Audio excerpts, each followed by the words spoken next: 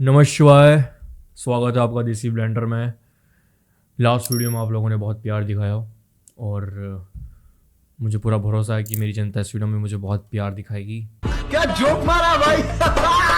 देखिए, इस ट्यूटोरियल में हम बात करने वाले हैं कि हम कैसे किसी इमेज से एक 3D आउटपुट जनरेट कर सकते हैं। बेसिकली अगर मान लो आपके पास एक इमेज है बिल्डिंग की, ठीक है, आपके पास एक 2D इमेज है, अब आप उससे एक 3D बिल्डिंग कैसे क्रिएट करने वाले हैं। इसको करने के दो मेथड होते हैं, तो मैं कोशिश करूँगा कि इसी वीडियो में मैं दोनों मेथड पे चर्चा करूँ।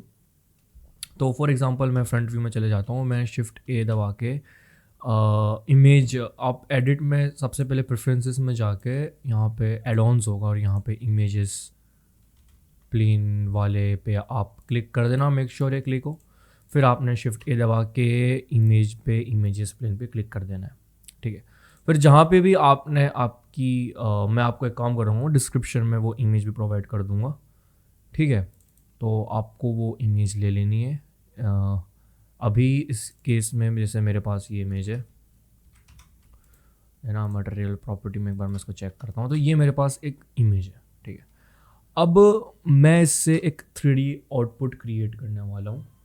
तो आपको इसके लिए क्या करना है, आपने एडिट मोड पे जाना है, आपने कंट्रोल आर दबाना है और ऐसे मैं कंट्रोल आर दबा के मतलब मैं यहाँ पे करने क्या वाला हूँ, मैं यहाँ पे एडिट मोड पे जाऊँगा और मैं ये जो पार्ट है, ये जो पार्ट है, ये जो पार्ट है, ये जो पार्ट है, ये वाला पार्ट, ये वाला पार्ट, ये वाला पार्ट, तो इस पार्ट को, ये जो कांच वाला पार्ट है, इसको मैं बाहर की तरफ एक्सट्रूड कर दूँगा और फिर लाइटिंग से मैं इसी टेक्सचर को यूज़ करने वाला हूँ।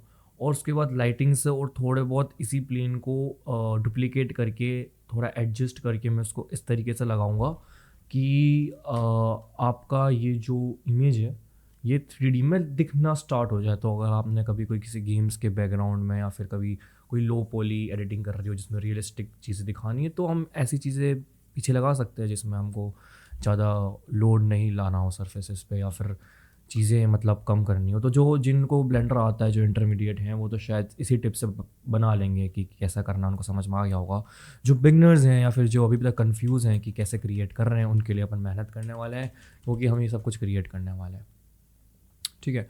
तो मैं एडिट मोड पे आ गया हूँ और अब मैं सबको ऐसे वन बाय वन सिलेक्ट करूँगा वर्टिसेस। तो इसके लिए क्या होता है, जो इमेज होती है ना आपकी, वो मेक श्योर कि स्ट्रेट हो, मतलब अगर मैं ग्रिड में देखूँ तो स्ट्रेट लाइन्स पे फॉलो है, क्योंकि अपन जब स्ट्रेट लाइन्स पे कटेंगे तो अगर आपकी इमेज थोड़ी सी तिरछी होगी या थोड़ी सी घुमी हुई होगी, रोटेटेड होगी, तो फिर आपको थोड़ी बहुत और प्रॉब्लम आएगी उसको एडजस्ट करने में। तो अगर आपके पास ऐसी इमेज है जैसे आप करना, तो फोटोशॉप या किसी दूसरे सॉफ्टवेयर से आप उसको पहले ही सही एडजस्ट कर लेना, उसके बाद करना तो बेटर रिजल्ट आएगा, है ना।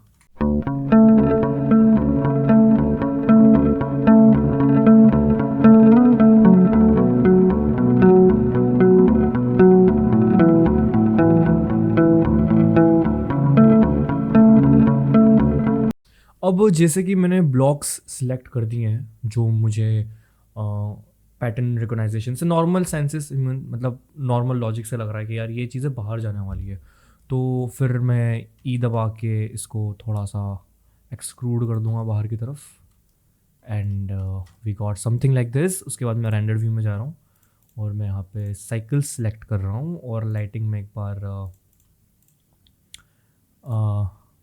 ये लगा देता हूँ जस्ट फॉर रेफरेंस पर्पसेस। फिर मैं इसको GPU कंप्यूट सेलेक्ट कर देना और शिफ्ट T दबा रहा हूँ और RZ90, ठीक है। फिर सॉरी RZ90 और इसको मैं यहाँ पे एडजस्ट कर रहा हूँ, ठीक है। तो अब मैं इसको देखूँ, like so pretty good, right. तो आपके पास एक इमेज था जिसको हमने एक 3D में कन्वर्ट कर दिया है। और अगर मैं इसमें लाइटिंग, अगर मैं आपको इसको थोड़ा सा रियलिस्टिक क्रिएट करना हो तो आप एक बार कैमरा ले लेना, Ctrl+Alt+0 दबा देना, फिर आप कैमरे को GX सेट से थोड़ा सा एडजस्ट कर लेना, है ना। मेरे को ये चीज़ यहाँ पे सही लग रही है। और उसके बाद मैं क्या करने वाला हूँ, मैं यहाँ पे जाऊँगा शेडर्स में और वर्ल्ड प्रॉपर्टीज़ में, और शिफ्ट ए एक एनवायरनमेंट टेक्सचर ले लूँगा। काम कर सकता हूँ मैं यहाँ पे एक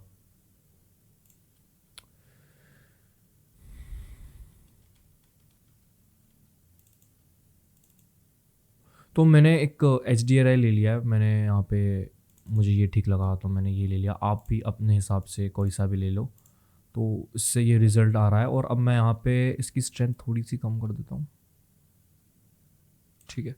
और कैमरा में जाके डेप्थ ऑफ फील्ड ऑन कर देता हूँ, इसको मैं सिलेक्ट कर देता हूँ और अपर्चर में बाकी का कम कर देता हूँ। और जब मैं इसको रेंडर करूँगा तो अच्छा, रेंडरिंग में भी मैं आपको बता देता हूँ कि फास्ट रेंडर करना है इसका 0.5 लगा देना, ज़्यादा की ज़रूरत मुझे लग नहीं रही, 500 कर देना। और डी नॉइज़ ठीक है, तो ये फटाफट हो जाएगा। और तो ये अपना कुछ रिज़ल्ट कुछ ऐसा दिख रहा है ना। अब इसमें मैं आपको और चीज़ें बता देता हूँ। अभी तक आप वीडियो ट्यूटोरियल देख रहे हो तो आपको कुछ चीज़ें मैं एक्स्ट्रा बताऊँगा, जो जिन्होंने स्टार्टिंग में स्किप कर दिया होगा वो चीज़ मिस कर जाएंगे। कि अभी आपके पास जो टेक्सचर है ना, आप इसको और मॉडिफाई कर सकते हो। जैसे कि मेरे पास ये जो मिरर है, ठीक है, अगर मैं इस मिरर की बात करूँ, ठीक है, तो मैं और 1 2 3 नया सेलेक्ट कर दिया and I assign this thing, ठीक है। अब मैं ऑब्जेक्ट में जाता हूँ और ऑब्जेक्ट में जाने के बाद मैं इसकी मेटेलिक प्रॉपर्टीज़ बढ़ा देता हूँ। तो उससे क्या ये और मुझे रिफ्लेक्शन देगा। अगर मैं इसकी रफनेस और कम कर दूँ तो यहाँ से मुझे और अच्छे रिजल्ट्स मिल जाएंगे, है ना। सो ये और रियलिस्टिक लगेगा। तो आप इसके और भी टेक्सचर्स ऐसे एडिट कर सकते हो। तो एक टिप थी जो मैं अपने साइड से आपको बताना चाह रहा था। सो दिस इज़ मेथड 1 कि किसी भी इमेज को आप 3D में कैसे कन्वर्ट करोगे। अब एक मेथड और होता है जिसमें आप क्या करते हो, आप AI के थ्रू या किसी सॉफ्टवेयर के थ्रू, एक्सटर्नल सॉफ्टवेयर के थ्रू आप एक डेप्थ मैप जनरेट करते हो किसी इमेज का। फिर आप उसको डिस्प्लेस मॉडिफायर के थ्रू उसको आप डिस्प्लेस कर देते हो। That was method 2। और तो अभी अपन उस मेथड की चर्चा अगले वीडियो में करेंगे, जिसमें हम AI के थ्रू कैसे, वैसे उसमें AI आप कह सकते हो नाम की है। होप ये वीडियो यूज़फुल और इन्फॉर्मेटिव रहा होगा। कमेंट करके बताइए आपको कैसा लगा। Thank you and have a nice day.